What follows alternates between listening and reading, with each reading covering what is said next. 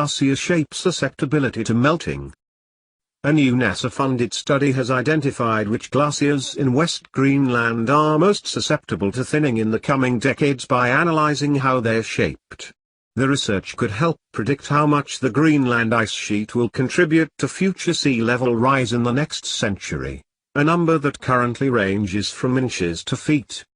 There are glaciers that popped up in our study that flew under the radar until now, said lead author Dennis Felixson, a graduate research assistant at the University of Texas Institute for Geophysics, UTIG, and a PhD student in the University of Texas Department of Aerospace Engineering and Engineering Mechanics.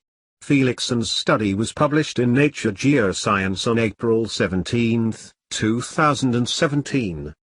The Greenland ice sheet is the second largest ice sheet on Earth and has been losing mass for decades, a trend scientists have linked to a warming climate.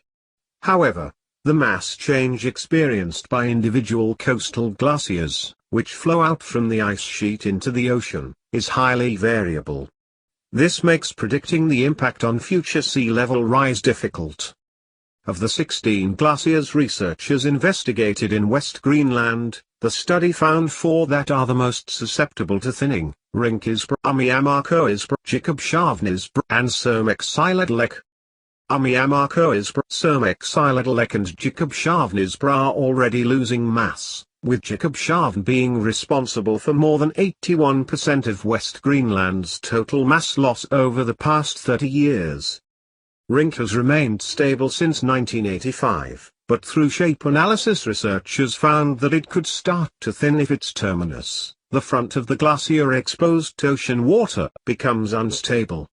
This is a strong possibility as the climate continues to warm.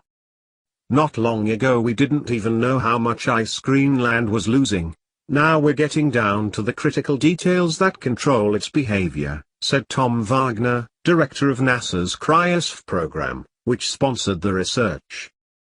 The analysis works by calculating how far inland thinning that starts at the terminus of each glacier is likely to extend. Glaciers with thinning that reaches far inland are the most susceptible to ice mass loss. Just how prone a glacier is to thinning depends on its thickness and surface slope, features that are influenced by the landscape under the glacier. In general, thinning spreads more easily across thick and flat glaciers and is hindered by thin and steep portions of glaciers. The research revealed that most glaciers are susceptible to thinning between 10 and 30 miles inland.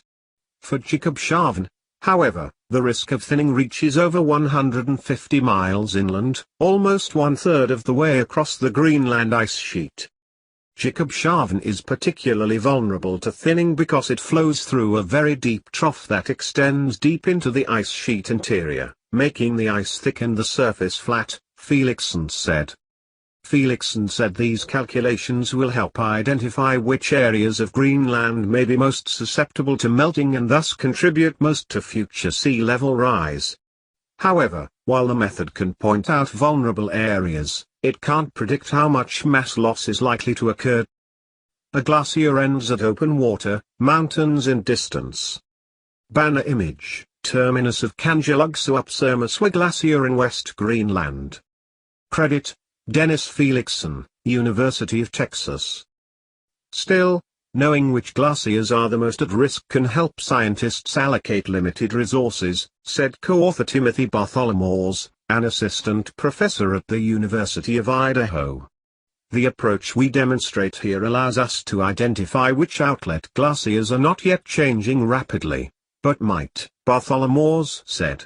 With that knowledge, we can anticipate potential sea level rise and set up the observational campaigns in advance to understand these glacier changes.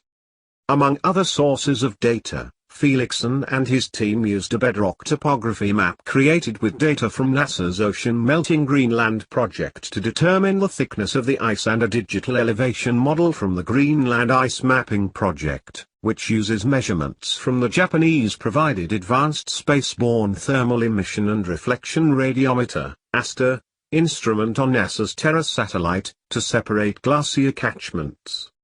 Ginny Catania, an associate professor in the University of Texas Jackson School of Geosciences and research associate at UTIG, said the group has plans to apply the shape analysis technique to other glaciers. Our plan is to extend the analysis so that we can identify glaciers in Antarctica and around the rest of Greenland that are most likely to be susceptible to change in the future, she said.